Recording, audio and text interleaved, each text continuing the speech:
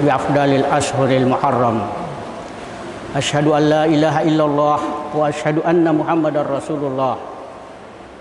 Wassalatu wassalamu ala asyrafil anbiya'i wal mursalin wa ala alihi wa ashabihi ajma'in.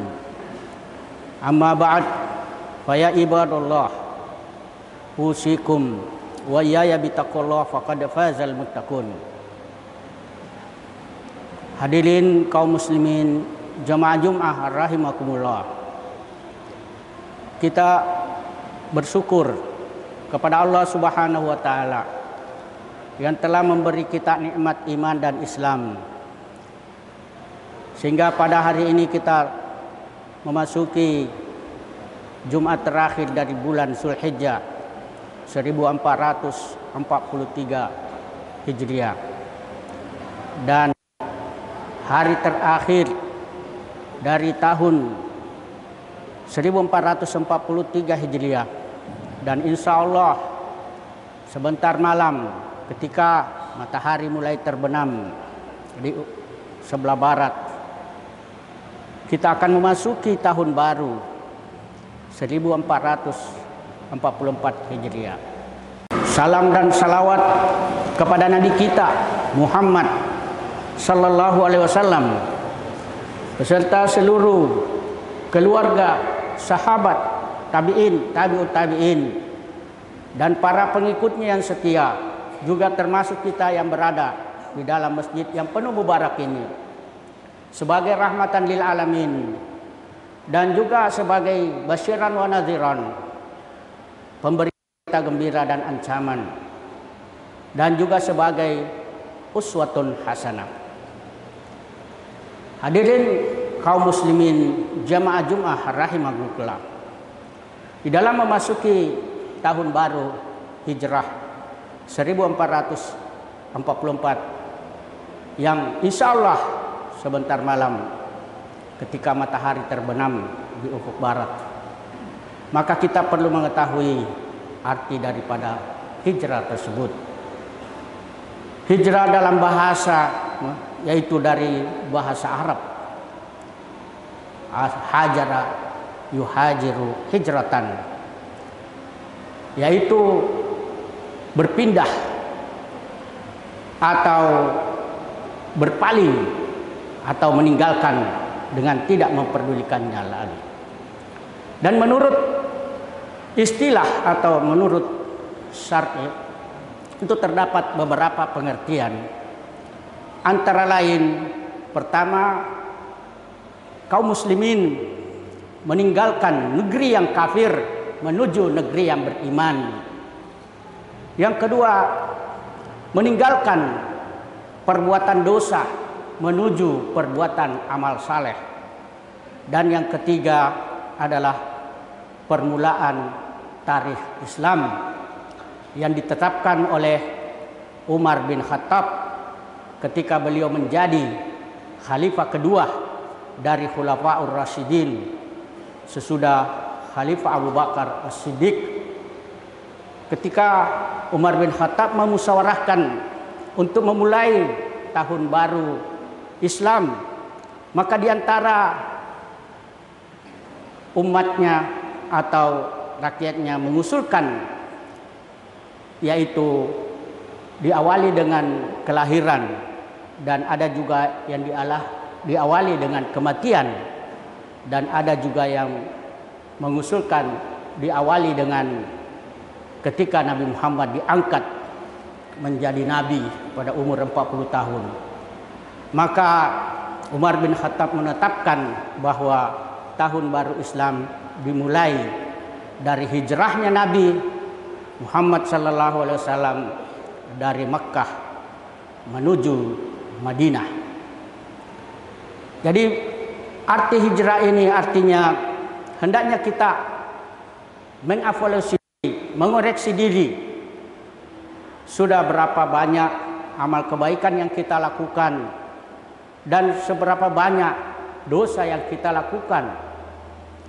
Maka perlu ada pertimbangan, muhasabah. Sebagaimana Umar bin Khattab mengatakan, hasibu anfusakum qabla an tuhasabu. hisaplah, hitunglah amalmu sebelum amalmu dihitung nanti di hari kiamat. Juga Umar mengatakan, man kana yaumuhu misla amsihi fahuwa khasirun, wa man kana yaumuhu syarrun min amsihi fahuwa halikun, wa man kana yaumuhu khairun min amsihi fahuwa rabihun. Barang siapa amalnya hari ini sama saja dengan kemarin, maka itu adalah kerugian.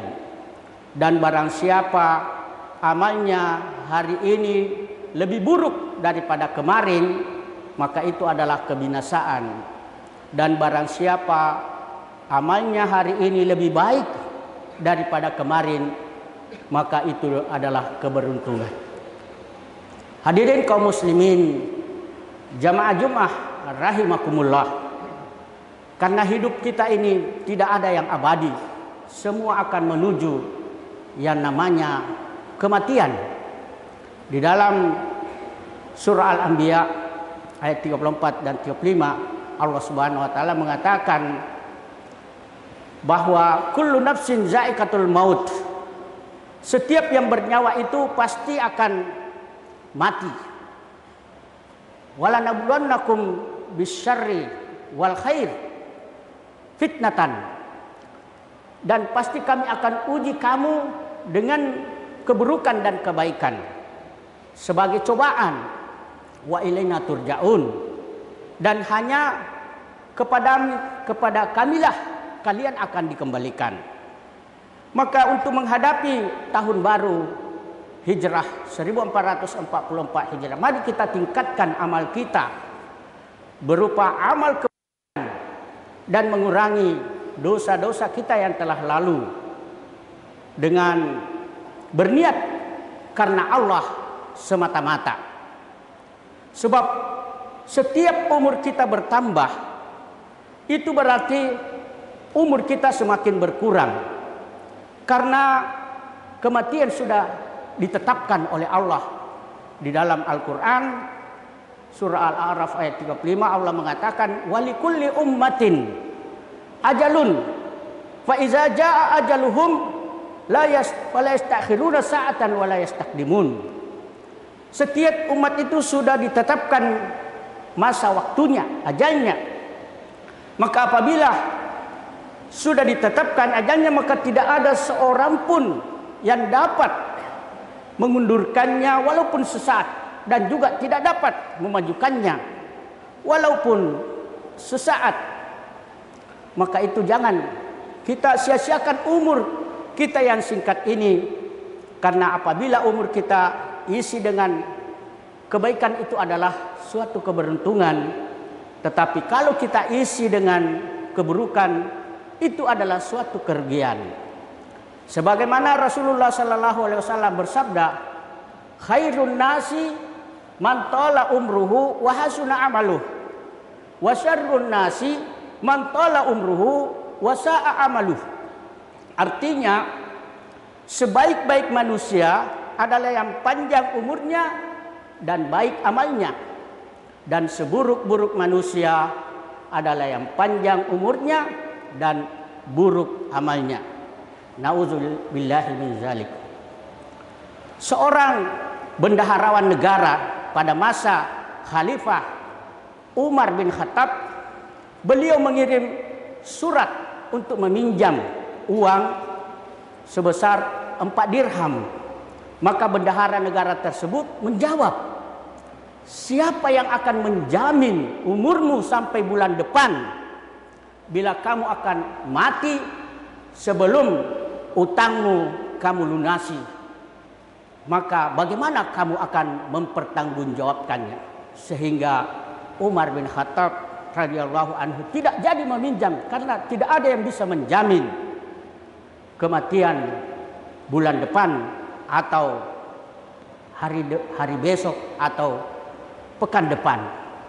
Maka itu kita perlu belajar dari umur yang kita diberikan oleh Allah Subhanahu wa taala, yaitu ada 4 hal yang menjadikan manusia celaka Sebagaimana Rasulullah mengatakan, asbabu as-sakawati arba'atun.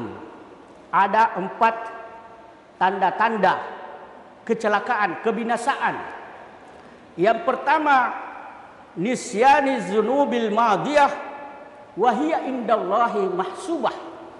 Artinya kan dosa-dosa yang telah lalu, padahal dosa-dosa yang telah lalu itu akan dihitung nanti di hari kiamat. Jadi sebelum dosa-dosa kita dihitung di hari kiamat, mari kita minta ampun, bertobat dari dosa-dosa yang telah lalu, karena Allah Maha Pengampun. Karena orang yang meminta ampun dari dosa itu sama orang yang tidak berdosa. Sebagaimana orang Arab mengatakan, al-mustaghfiru minaz zambi kama la zambalah. Artinya orang yang minta ampun dari dosa itu sama orang yang tidak berdosa. Daripada orang yang melakukan dosa-dosa kecil tanpa ditutup dengan taubat, maka itu lebih baik dosa besar yang ditutup dengan taubat daripada dosa kecil yang dilakukan terus-menerus tapi tidak diiringi dengan taubat. Karena dalam hadis Rasulullah mengatakan, kullu bani Adam khata'un wa khairul khata'ina at-tawwabun. Setiap anak cucu Adam itu pasti mempunyai dosa. Setiap yang berdosa itu yang terbaik adalah orang yang bertobat, yang mengakui dosa-dosanya. Kemudian tanda kecelakaan yang kedua adalah zikrul hasanatil madiyah wala yadri aruddat am kubilat, yaitu selalu menyebut-nyebut, membangga-banggakan kebaikan-kebaikan yang telah ia lakukan, padahal dia tidak tahu apakah kebaikannya itu diterima atau ditolak. Maka kita tidak boleh menyebut-nyebut atau membangga-banggakan kebaikan yang kita telah lakukan. Karena itu kita harus, untuk dapat diterima amal, ada 2 syaratnya. Ikhlas Allah yang sesuai dengan tuntunan syariat, yaitu Al-Quran dan Sunnah Nabi Muhammad Sallallahu Alaihi Wasallam. Yang ketiga, tanda kecelakaan adalah an-nazru ila manfa'u, melihat yang lebih dari urusan keduniaan, seperti melihat kepada orang yang lebih banyak harta, lebih banyak emasnya, lebih banyak, lebih besar rumah, seterusnya, sehingga dia akan tamak kepada kehidupan duniawi dan tidak mensyukuri kepada apa yang diberikan oleh Allah padanya. Yang keempat adalah nazru ila man dunahu fid din, yaitu senantiasa melihat kepada yang lebih rendah dari sisi agamanya. Dia melihat kepada orang yang lebih buruk amalnya, seperti meninggalkan masjid, meninggalkan sholat berjamaah, meninggalkan perbuatan-perbuatan yang terpuji, atau banyak melakukan dosa-dosa sehingga dia terpengaruh untuk melakukan dosa-dosa tersebut. Maka Allah berfirman hadis qudsi, aradtuhu falam yuridni fataraktuhu. Sebenarnya kata Allah dalam hadis qudsi, saya ingin baik tapi yang tidak ingin baik, maka saya tinggal. Maka dari itu mari kita introspeksi diri, menghitung-hitung amal kita, sudah berapa amal yang kita lakukan dalam kehidupan dunia ini, sehingga kita tidak akan menyesal nanti di hari kemudian. Karena kalau kita sudah meninggalkan dunia fana ini, kita akan ditanya tentang 4 hal, yaitu Rasulullah mengatakan, la tazulu qadama 'abdin hatta yus'ala an fi ma'afnah. wa an wa an malihi fima iktasabahu fima anfaqahu wa an jismihi fima ablah. Artinya seorang hamba nanti di hari kiamat sebelum ia melangkahkan kakinya akan dimintai 4 pertanyaan atau mempertanggungjawabkan 4 hal, yaitu pertama umurnya, untuk apa ia habiskan. Karena umur ini dipakai atau tidak dipakai pasti akan habis dengan sendirinya, seperti es batu yang mengalir, dipakai atau tidak pasti akan habis. Yang kedua, ilmunya, untuk apa ia amalkan. Apakah ia amalkan hanya untuk duniawi semata atau untuk duniawi dan ukhrawi. Itu akan ditanya nanti di hari kemudian. Yang ketiga, hartanya, dari mana ia dapatkan.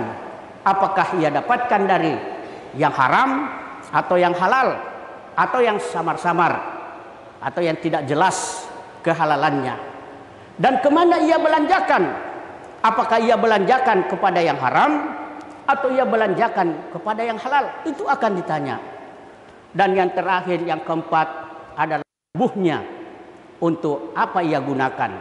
Karena tubuh ini Allah ciptakan telinga untuk mendengar, mata untuk melihat, hati untuk merasa, dan akal untuk berpikir.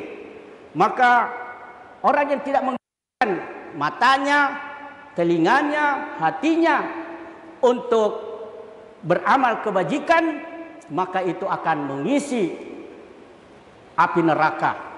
Sebagaimana Allah mengatakan, la'amla'anna jahannama minal jinni wal ins. Saya akan penuhi neraka dengan kelompok jin dan manusia. Lahum kulubun la yafqahuna biha. Punya, tidak mau memahami ayat-ayat Allah.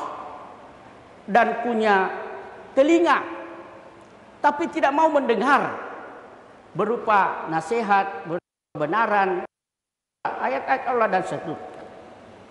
Dan punya mata, tapi tidak mau melihat kebaikan, tidak mau melihat kebenaran. Ulaika kal an'am. Mereka itu seperti binatang ternak. Bahkan hum adal, bahkan mereka itu lebih sesat. Nauzubillahi min zalik. Maka untuk memasuki tahun baru 1444 Hijriah, mari kita sadar untuk mengenang, mengingat dosa-dosa yang kita telah lalu, yang kita kerjakan. Lalu kita minta ampun kepada Allah dari dosa-dosa tersebut. Karena Rasulullah sendiri, walaupun dalam kehidupan sehari-harinya tidak berdosa, tetapi dia minimal meminta ampun kepada Allah Subhanahu wa ta'ala itu 70 kali. Tetapi umatnya meminta ampun kepada Allah sebanyak 100 kali, baik itu di pagi hari ataupun di sore hari. Dan yang kedua, mari kita tingkatkan amal kebajikan kita. Kalau amal kita itu kurang baik, maka kita tingkatkan jadi baik. Dan kalau amal kita sudah baik, mari kita tingkatkan menjadi lebih baik, dan seterusnya. Dan mari kita senantiasa melihat orang-orang yang lebih rendah dari urusan dunianya.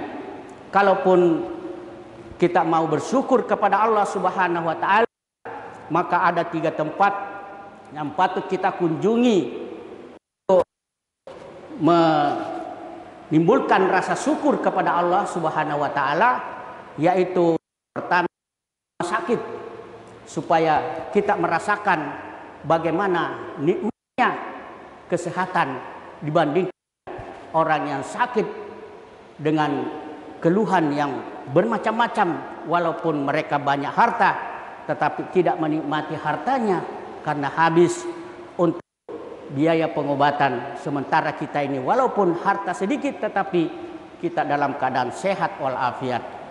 Yang kedua adalah penjara, supaya kita merasakan nikmatnya kemerdekaan. Karena tidak semua orang yang di penjara itu adalah karena di antara orang yang di penjara itu ada orang baik karena korban politik atau fitnah dan lain sebagainya. Dan yang ketiga adalah kuburan, supaya kita menyadari bahwa hidup ini hanya sementara dan kita akan mengalami yang namanya kematian seperti orang-orang yang sudah mendahului kita. Maka itu kalau kita berjalan melewati kuburan, kita ucapkan assalamualaikum ya ahlal kubur wa inna bikum lahikun. Keselamatan atas orang Islam yang telah mendahului kita dan kita akan menyusul. Maka ada dua nasihat yang dipesankan oleh Rasulullah kepada kita, yaitu nasihat yang berbicara berupa Al-Quran, dan yang kedua nasihat yang diam, yaitu berupa kematian. Sebagaimana Rasulullah mengatakan, kafaka bil mauti wa'izan, cukuplah kematian itu menjadi nasihat atau pelajaran bagimu. Dan yang terakhir, hendaknya kita melihat kepada orang yang lebih baik agamanya, lebih baik akhlaknya, lebih baik amal salehnya, ketaatannya kepada Allah, seperti dengan membaca kisah Nabi Muhammad SAW dan kisah para nabi-nabi sebelumnya dan kisah para sahabat dan orang-orang saleh sebelum kita, supaya kita sadar bahwa tidak seberapa amal kita dibandingkan amal-amal orang-orang dahulu yang lebih baik amalnya daripada kita. Demikian, mudah-mudahan ada manfaatnya. Kurang lebihnya mohon maaf.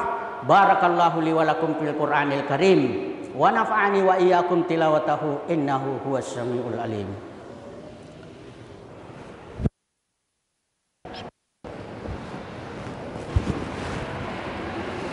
Alhamdulillah wa bihi nasta'inu ala umuri dunya waddin. Asyhadu an la ilaha illallah wa asyhadu anna Muhammadar Rasulullah. Wassalatu wassalamu ala asyrafil anbiya'i wal mursalin wa ala alihi wa sahbihi ajma'in. Amma ba'd, fa ya ibadallah ittaqullaha haqqa tuqatih wa la tamutunna illa wa antum muslimun. Innallaha wa malaikatahu yusholluna 'alan nabi shallu alaihi wa sallimu taslima. Allahumma salli ala Muhammad wa ala alihi wa sahbihi ajma'in.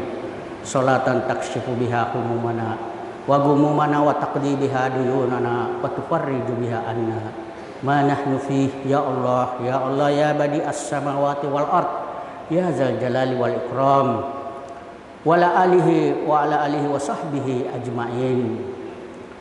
Allahumma inna nas'aluka salamatan fid din wa afiyatan fil jasad wa ziyadatan fil ilmi wa barakatan fil rizqi wa taubatan qablal maut wa rahmatan indal maut wa maghfiratan ba'dal maut. Hawin alaina fi sakaratil maut wan najata minan nar wal afwa indal hisab. Allazi huwa ismatu amrina wa aslih lana dunyana allazi huwa fiha ma'ashuna wa aslih lana akhiratana allazi huwa ilaiha ma'aduna waj'alil hayata ziyadatan lana min kulli khair wa aj'alil mauta rahatan lana min kulli syarr. Allahumma arinal haqqa haqqa warzuqna ittiba'ah wa arinal batila batila warzuqna ijtinabah.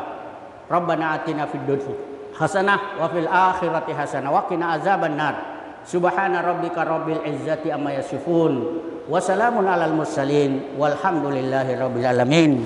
Innallaha ya'muru bil adli wal ihsan wa ita'i dzil qurba wa yanha 'anil fahsya'i wal munkar wa la dzikrillahi akbar wallahu ya'lamu ma tasna'un. Aqimissalah.